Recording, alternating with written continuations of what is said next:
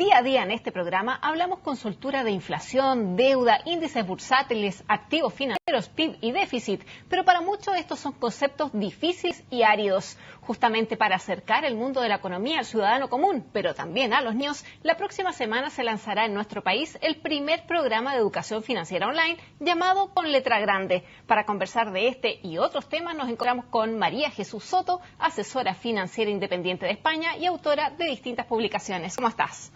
Buenos días, Carolina. Muy bien, muchas gracias. Bueno, leyendo tu currículum, veo que tú eres de las que piensan que el mundo financiero debe formar parte de las asignaturas obligatorias en los colegios. ¿Por qué ves tú esa necesidad? Bueno, la verdad es que primero porque se ha demostrado que un país que sus ciudadanos tienen una cultura financiera, una educación financiera más alta, primero protege a las familias, hace que sus finanzas sean más sanas, por decirlo de alguna manera, evita la bancarrota de las familias haciendo presupuestos, sabiendo que no se debe gastar lo que no se tiene, cuidado con los endeudamientos, hay que ahorrar, hay que prevenir, hay que saber invertir, todo este tipo de cosas, como digo, ayudan a las finanzas de la familia. Segundo, protege a las entidades financieras, porque los ciudadanos saben mejor utilizar los productos de las entidades financieras y esto a su vez hace un sistema financiero y una economía de un país mejor.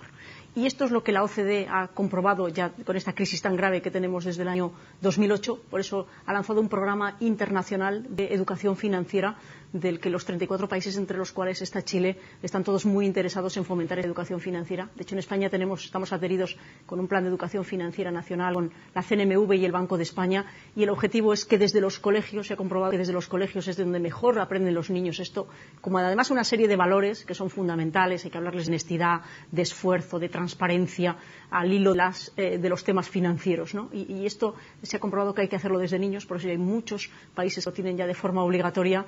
El G20 también está, es decir, estamos todos alineados en esta educación financiera y bueno, pues nosotros en España tenemos un proyecto muy bonito y queremos lanzarlo desde abajo, pero sin olvidarnos de que los jóvenes y los adultos también tienen que saber, porque nadie en ningún país tuvo, como digo yo, ningún libro de economía cuando eran niños, ni se estudió nunca en los colegios. Y ahora se ha demostrado que es un déficit que hay que corregir para el futuro, ¿no? Si bien es temprano para decirlo, pero porque no se ven todavía los resultados del programa financiero, pero ¿será posible poder esquivar o prever en el futuro las crisis, por ejemplo? Bueno, las crisis van a venir siempre, es algo cíclico, como la vida misma, sin ninguna duda, en todas las economías y en todos los países. Lo que hay que evitar es que sean tan graves como esta, en la que los sistemas financieros han llevado a un colapso en un momento determinado que todavía seguimos pagando, que ha puesto en jaque y en peligro serio el bienestar y los avances económicos que habíamos tenido. Por lo tanto, hay que evitar esto y, segundo, que los impactos de las distintas crisis sean menores en las familias, en los ciudadanos y en los países. Por tanto, cuanta más cultura financiera tengamos y seamos más inversores responsables, que es como me gusta decirlo, las crisis que pasemos no serán tan graves y los impactos no serán tan devastadores. Ahora bien, todo tipo de impacto en las finanzas personales tiene que ver con la volatilidad que tienen los mercados. ¿Cómo evalúas tú el comportamiento que están teniendo los mercados? Porque nosotros vemos que un día suben las bolsas, después al día siguiente bajan con grandes caídas importantes. ¿Cómo ves tú ese movimiento de la volatilidad? Bueno, eso es algo natural, como son las mareas en el mar. Es decir, que cuando uno va aprendiendo de finanzas, sabe que los precios fluctúan cada día y que tienen unos razonamientos que nos llevaría mucho tiempo explicarlos todos ahora, ¿no? Pero es cosas políticas que pasan, informaciones de los distintos países, cómo van las economías, ahora el techo de deuda de Estados Unidos, como sabéis, bueno, en fin, todo eso hace que los mercados se muevan cada día. Pero como digo, son como las mareas del mar. Eso tiene que preocuparnos en las finanzas de la familia. Si nuestros ahorros los tenemos invertidos en el largo plazo, bien diversificados, muchos activos financieros diferentes, con asesoramiento financiero independiente, conocimientos, ¿de acuerdo? Por tanto, es algo que tenemos que conocer, saber que cuando la marea está baja significa algo, cuando sube significa cosa completamente distinta, pero hay que saber convivir con esa volatilidad que es constante y normal y que, por otro lado, no es grave si lo que no hacemos es meter todos los huevos en la misma cesta, es decir, meter todo nuestro ahorro en algo que si va mal podemos perderlo todo. No, la cultura financiera, la educación financiera nos dice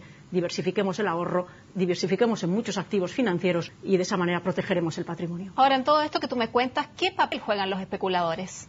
Bueno, los especuladores a mí me gusta, antes te hablaba de las mareas del mar, me gusta, cuando hablamos de los activos, me gusta hablar que son los tiburones del mar, ¿no? Es decir, bueno, están ahí, hay que vivir con ellos, hay que conocerlos, hay que saber dónde está el peligro, quiénes son, a quién atacan, por qué, evitar, por ejemplo, las compañías pues que no caigan, que no se debilite su precio para que no les ataquen, suelen atacar al margen, pues quienes cotizan en bolsa que intenten las corporaciones y las compañías no debilitarse, así les atacarán bastante menos. Entonces, ¿sabes? Y como inversores, pues no entrar en ese juego, porque el tiburón va a saber más que tú, sus dientes son más grandes y lo más probable es que te termine comiendo a ti. Por tanto, es un mar en el que hay que saber moverse, distinguir los delfines, de los pececitos, del tiburón, y forma parte del paisaje. Ahora, tú vienes de uno de los países más golpeados por la crisis en Europa. ¿Cómo ves esto de las luces de recuperación? ¿Hay efectivamente brotes verdes allá en el viejo continente? Bueno, en Europa ha salido de la recesión en el segundo trimestre, esto está constatado. España esperamos que salga la recesión ahora en la recta final del año, nuestros datos son mejor. Pero, como bien se dice en nuestro país, hemos salido de la recesión, pero no de la crisis. Nuestra crisis va a durar mucho tiempo. Hay que cambiar muchas cosas en el modelo económico de nuestro país. El espíritu emprendedor es algo que queremos, inculcar en nuestra sociedad, porque tenemos que generar empleo y eso va a venir del sector privado. Y, por tanto, tenemos que hacer muchos cambios culturales, de educación, de gestión del país en general, de las familias, de las empresas. Estamos en un proceso, sabemos hacia dónde tenemos que ir, sabemos que hemos hecho mal, estamos empecinados, perdonad la expresión coloquial que utilizamos en España, estamos empeñados en salir de esta, estamos dando los pasos, pero nos va a llevar mucho tiempo, pero somos conscientes y los datos van mejor. Europa está saliendo, como dice Draghi, el presidente del Banco Central Europeo, todavía es muy incipiente.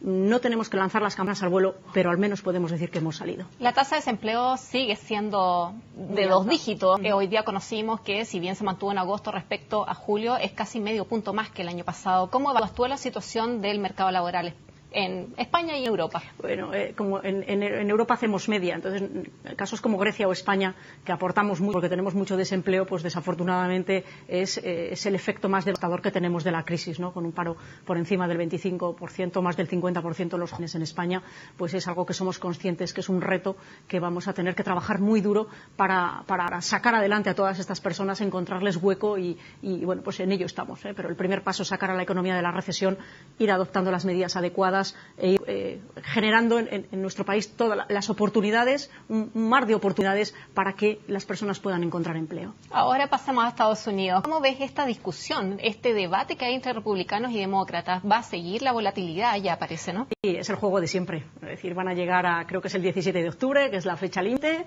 y a 2 horas antes de que puedan entrar en esa posible incumplimiento de su deuda, de que no puedan pagar su deuda, llegarán a un acuerdo y subirán el techo de deuda. Y posiblemente pues cederán los republicanos, porque son los que se juegan las próximas elecciones. También los demócratas, pero el señor Obama sabe que él no va a ganar las próximas elecciones, pues no se puede presentar. Y bueno, pues a lo mejor son los republicanos los que cederán, no pasará nada y los mercados pues algún día tendrán. En este escenario, ¿tú ves que el cierre parcial de actividades, de algunas actividades del gobierno federal sería limitado? Vamos a ir viendo qué decisiones toman. Ellos tienen que ir viendo. Es un tema complicado, tienen una deuda muy disparada, tienen un problema importante, a ver dónde atajan y dónde cortan, ¿sabes? Pero aumentarán un poquito, pero tienen que hacerlo con mucho cuidado porque ya no tienen margen de maniobra, entonces, pero llegarán a un acuerdo y no se colapsará la economía americana y no hará default porque no va a hacer default, eso lo sabemos todos, pero el juego político siempre les lleva a esto. Bueno, María Jesús, te agradezco que hayas venido a conversar estos temas con otros. Gracias a vosotros, estoy encantada. Gracias. Bueno, y con esta conversación despedimos una nueva agenda económica. Ahora los invito a seguir en CNN Chile.